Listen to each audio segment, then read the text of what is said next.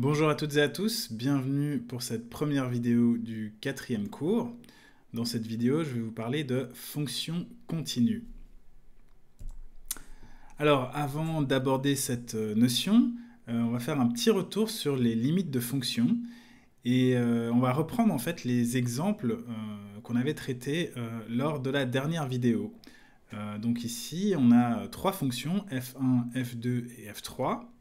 Et ce qu'on avait vu, c'est que bien que le comportement de ces trois fonctions est différent en 3, leur limite, lorsque x tend vers 3, existe pour les trois fonctions et est la même. Et en l'occurrence, elle vaut 6.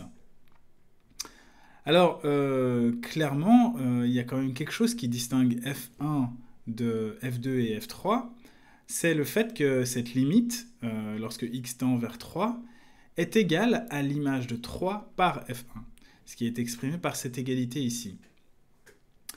Et clairement, ce n'est pas le cas pour f2 et f3, puisque f2 de 3 n'est pas défini, 3 n'est pas dans le domaine de définition de f2, et pour f3, eh bien, l'image de 3 par f3, c'est 4, ce n'est pas égal à 6, donc la limite lorsque x tend vers 3 de f3 n'est pas égale à l'image de 3 par f3.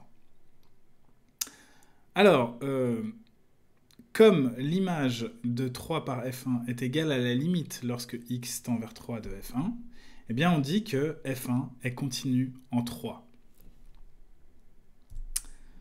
Alors, la définition de la continuité en général pour une fonction, on dit que f est continu en x0, x0 un nombre réel, si d'une part x0 est dans le domaine de définition de la fonction, si deuxièmement la limite lorsque x tend vers x0 de f de x existe, et enfin il faut que cette limite soit égale à l'image de x0 par f. Alors, plus généralement, on dit qu'une fonction est continue sur un ensemble A si cette fonction est continue pour tous les points de cet ensemble. Ici, A n'est pas nécessairement le domaine de définition de f, mais il doit au moins être contenu dans le domaine de définition de f. Alors, ça, c'est la définition formelle, mais visuellement, c'est assez facile de voir si une fonction est continue sur R. En fait, il suffit de voir si le graphe peut être dessiné sans lever le crayon. Ce qui est clairement le cas pour f1, mais ce n'est pas le cas si on veut dessiner f2 ou f3. Alors, lorsqu'on parle de continuité, au fond, on parle toujours de continuité sur un point ou sur un ensemble. Une fonction donnée peut être continue sur un ensemble et discontinue sur un autre. Discontinue étant synonyme de pas continue. Ici, j'ai repris donc l'exemple de f2 et f3. Alors, si on prend f3, elle n'est pas continue sur R, et R est son domaine de définition. Donc, elle n'est pas continue. Par contre, si on prend f2, f2 n'est pas continue sur R, mais f2 est continue sur son domaine de définition, qui est R sauf 3.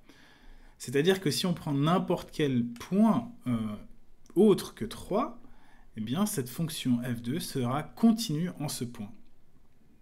Donc il faut toujours bien faire attention que lorsqu'on parle de continuité, c'est une continuité sur un point ou sur un ensemble, et selon, la fonction peut être continue ou discontinue. Alors ici, j'ai repris quelques exemples de fonctions qu'on a vues la semaine passée, et au fond, la plupart des fonctions que j'appelle usuelles sont continues sur leur domaine de définition. C'est peut-être ce qu'il faut retenir. Alors j'ai bien dit sur leur domaine de définition, et par exemple si vous prenez la fonction inverse, donc la fonction f de x égale à 1 sur x, elle n'est pas continue sur R, mais son domaine de définition c'est R étoile, c'est-à-dire R sauf 0, et sur ce domaine-là, eh bien, cette fonction est bel et bien continue. Pour les autres fonctions, je crois que c'est assez clair, et peut-être que je dirais juste un mot sur la fonction définie par morceau, ou les fonctions définies par morceau en général. Pour vérifier leur continuité, il faut regarder au point de passage. Donc pour cette fonction ici, le point de passage c'est -1, Alors visuellement, on voit clairement que la fonction est discontinue, mais pour vérifier la continuité algébriquement parlant, il faudrait regarder si la limite à gauche de moins 1 est égale à la limite à droite de moins 1.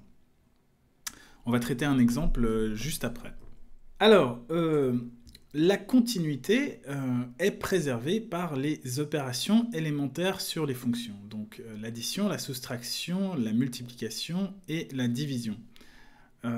Alors ce théorème, au fond, comme beaucoup de théorèmes qu'on a vus jusqu'à présent, eh bien, il suit des théorèmes qu'on a vus en tout premier sur les propriétés des limites. Donc ici, en l'occurrence, si on a deux fonctions f et g qui sont continues en un point x0 dans R, alors la somme f plus g est aussi continue en x0, la différence f moins g est aussi continue en x0, le produit f fois g est aussi continu en x0, et pour le quotient, donc f sur g, eh bien, il est continu en x0 si, et ça c'est important, si g de x0 est différent de 0. Si g de x0 est égal à 0, eh bien, x0 ne sera pas dans le domaine de définition de f sur g, et donc la fonction f sur g sera par conséquent discontinue en x0. Alors, ici j'ai donné quelques petits exemples de fonctions dont on peut montrer la continuité assez facilement grâce à ce théorème. Si par exemple on prend la fonction x carré fois racine de x plus 2, eh bien cette fonction est continue sur R+, parce que simplement la fonction racine carrée est continue, la fonction constante 2 est continue, donc racine de x plus 2 est une fonction continue puisque c'est une somme de deux fonctions continues. Et là, attention, la continuité est sur R+, puisque le domaine de définition de la racine carrée est R+. Et puis enfin, cette somme, je la multiplie par x carré, qui est une fonction qui est continue sur R. Donc au final, cette fonction qui est définie sur R+, est continue, puisque c'est la somme et le produit de fonctions continues. On peut faire le même raisonnement avec la fonction x-2 divisée par x plus 1, qui est continue sur R sauf moins 1. Et là, vous voyez pourquoi on exclut moins 1, puisque je divise par x plus 1. Et donc, x plus 1 s'annule en moins 1. Je dois évidemment exclure moins 1 pour considérer le domaine de définition de f. Et donc maintenant, x-2 et x plus 1 sont deux fonctions continues. Et la division de x-2 par x plus 1 est continue sur son domaine de définition qui est R sauf moins 1 par le théorème sur les opérations élémentaires. Alors je vous ai parlé juste avant des fonctions définies par morceaux et je vous ai dit qu'il fallait vérifier au point de passage. Alors la première chose qu'on peut dire, c'est que pour tous les x0 appartenant à R sauf 2, c'est-à-dire tous les points qui sont en dehors du point de passage ici, eh bien pour tous ces points-là, la fonction va être continue. Pour les x qui sont strictement plus petits que 2, eh bien la fonction c'est simplement 2x carré plus 4, qui est une fonction continue. Et pour les points qui sont strictement plus grands que 2, la fonction c'est 3x cube moins 7, qui est aussi continue. Donc pour voir si cette fonction qui est définie sur tout R, pour voir si cette fonction est aussi continue sur tout R, il faut juste vérifier la continuité en 2. Et pour ça, il faut calculer la limite à gauche et à droite de 2 de cette fonction. Et le calcul est fait juste ici. Alors pour la limite à gauche, c'est-à-dire limite lorsque x tend vers 2 moins, eh bien, on a ce calcul-là. Alors, je veux calculer la limite lorsque x tend vers 2 par valeur inférieure à 2 de f de x. Alors, pour les x qui sont strictement plus petits que 2, eh bien, la fonction f de x vaut 2x carré plus 4. Maintenant, 2x carré plus 4 est une fonction continue sur tout R. Donc, la limite à gauche de cette fonction est égale à la limite tout court de cette fonction. Ça explique la deuxième égalité. La troisième égalité, j'ai remplacé x par 2. Pourquoi? Parce que 2x carré plus 4 est une fonction continue en 2. Et donc je peux simplement remplacer cette limite par l'image de cette fonction en 2. Et puis je fais ensuite le calcul et je tombe sur 12. Alors, le raisonnement, c'est le même lorsque je fais la limite à droite. Lorsque x est plus grand que 2, la fonction f de x est égale à 3x³ moins 7. 3x³ moins 7 est une fonction continue, donc la limite à droite de cette fonction est égale à la limite tout court de cette fonction. Et comme elle est continue, eh bien, je peux simplement calculer l'image en 2, ce qui me donne 3 fois 2x³ moins 7, et ça me donne 17. Comme ces deux limites ne sont pas les mêmes, eh bien, je conclus que la fonction n'est pas continue en 2.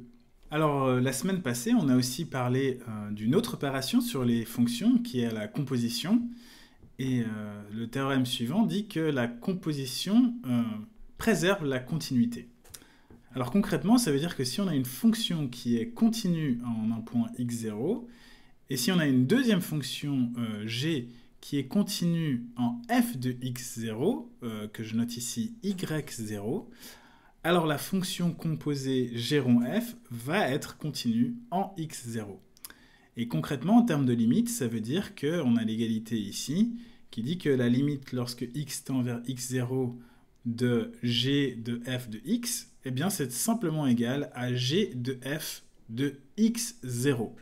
Donc l'image en x0 de la fonction composée g rond f. Alors, grâce à ce théorème, du coup, on peut déduire assez facilement qu'une fonction un peu complexe comme celle-ci, ici, le logarithme de la racine carrée de x, est continue sur son domaine de définition qui est R étoile plus. R étoile plus parce que, au fond, le domaine de définition de la racine carrée, c'est R plus, et celui de Ln, c'est R étoile plus, donc on prend le plus petit des deux. Deuxième résultat, si on a une fonction qui est bijective et continue en x0, eh bien alors, par bijectivité, on peut considérer la fonction réciproque, qui sera aussi continue en y0, donc l'image de x0 par f. Et donc en termes de limite, eh bien, on a que la limite lorsque y tend vers y0 de f-1 de y est égale à l'image de y0 par la fonction réciproque f-1. Si on y regarde de plus près, f-1 de y0, ce n'est rien d'autre que x0. Alors dans ce cours, on va principalement s'intéresser aux fonctions continues. Et on a vu que toutes les fonctions n'étaient pas continues, donc une question légitime, c'est en quoi est-ce que la continuité est-elle intéressante ou utile? Alors, je pourrais vous répondre simplement en vous disant que beaucoup des théorèmes qu'on va voir dans la suite du cours supposent la continuité, et donc impliquent l'intérêt de la continuité, dans ce cours en tout cas. Mais peut-être qu'on peut déjà, simplement avec la définition, apporter une réponse assez intéressante au fond, qui est la suivante, c'est que la propriété de continuité, eh bien, c'est une propriété qui est propice à l'approximation. Alors, qu'est-ce que j'entends par là? Eh bien, si on prend la définition de la continuité, donc si on dit que f est une fonction continue en x0, eh bien, ça veut dire que la limite, lorsque x tend vers x0 de f de x, est égale à f de x0. Et cette égalité, elle peut, au fond, se comprendre de la manière suivante, c'est-à-dire que si x est environ égal à x0, alors f de x, l'image de x par f, va être environ égal à f de x0. Ce petit égal ondulé, ça veut dire environ égal. Alors, ce que je viens de dire là, vous l'avez fait maintes et maintes fois, j'en suis persuadé, lorsque vous calculez l'aire d'un cercle de rayon R, en prenant 3,14 comme approximation de pi. Alors, en effet, l'aire du cercle de rayon R, eh bien, c'est pi fois R au carré. Et donc, si je considère maintenant la fonction f de x égale à x fois r carré, eh bien, f de pi, ça va correspondre à l'aire du cercle de rayon R. Maintenant, je remarque aussi que cette fonction, x fois r carré, eh bien, c'est aussi une fonction qui est continue sur R, et donc en particulier, c'est une fonction qui est continue en pi. Eh bien, alors ce que ça implique, eh bien, ça veut dire que comme 3,14 est une approximation de pi, pi donc un nombre irrationnel qui a un nombre infini de chiffres après la virgule, eh bien, comme 3,14 est une approximation de pi, eh bien, ça implique que f de 3,14, donc l'aire calculée avec 3,14 au lieu de pi, est égal à f de pi, qui est donc l'aire du cercle de rayon R, calculé de façon exacte. Alors, donc, en pratique, en économie notamment, vous serez certainement amené à étudier des fonctions qui sont des fonctions continues du temps. Et ce même raisonnement, du coup, implique que, grâce à la continuité, vous pourrez justifier de faire des prévisions à court terme. Je vous laisse réfléchir pourquoi j'ai mis à court terme et pas à long terme, par exemple. Mais vous conviendrez en tout cas que si on peut justifier de pouvoir faire des prévisions, ça peut être très intéressant ou très utile. Alors pour terminer, j'aimerais vous parler d'un théorème sur les fonctions continues. Alors il y a beaucoup de théorèmes sur les fonctions continues que je n'aborderai pas, notamment le théorème de la valeur intermédiaire. Mais je préfère me concentrer sur celui-ci, qui est le théorème des valeurs extrêmes, et qui est très intéressant lorsqu'on veut résoudre des problèmes d'optimisation, c'est-à-dire chercher des minimums ou des maximums.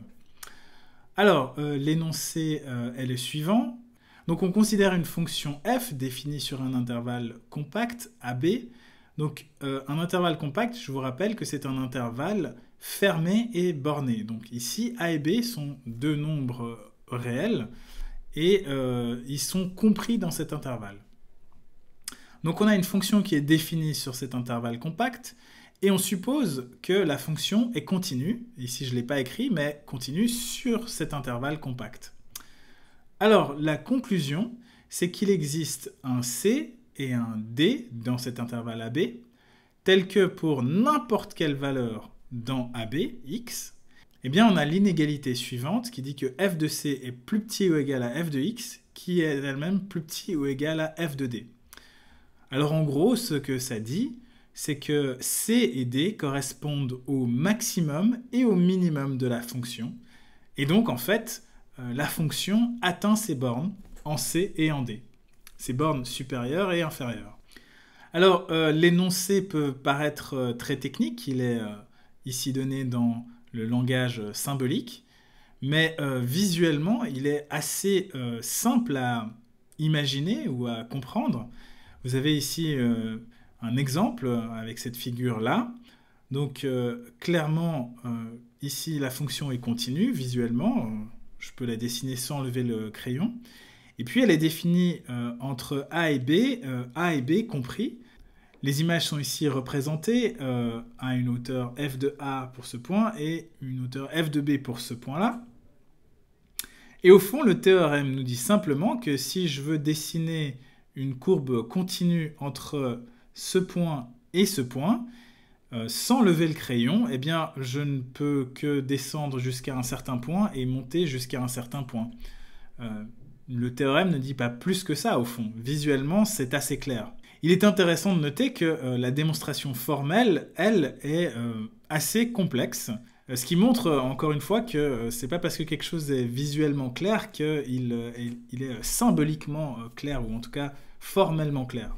Alors il faut bien faire attention quand on veut utiliser ce théorème que la condition de compacité est respectée. En effet, si on considère une fonction continue mais définie sur un intervalle qui n'est pas compact, eh bien la fonction n'atteint pas nécessairement son minimum et son maximum.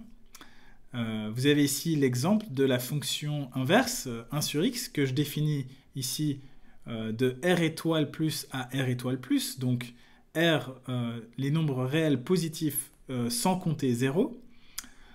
Vous avez en dessous le graphe de cette fonction et clairement, cette fonction n'atteint ni sa borne supérieure, enfin, qui est plus l'infini, ni sa borne inférieure qui est 0. Donc, bien que 1 sur x tende vers 0 quand x tend vers l'infini, eh bien, il n'y a aucune valeur dans R étoile plus tel que 1 sur cette valeur est égal à 0. Donc la borne inférieure n'est pas atteinte, tout comme la borne supérieure.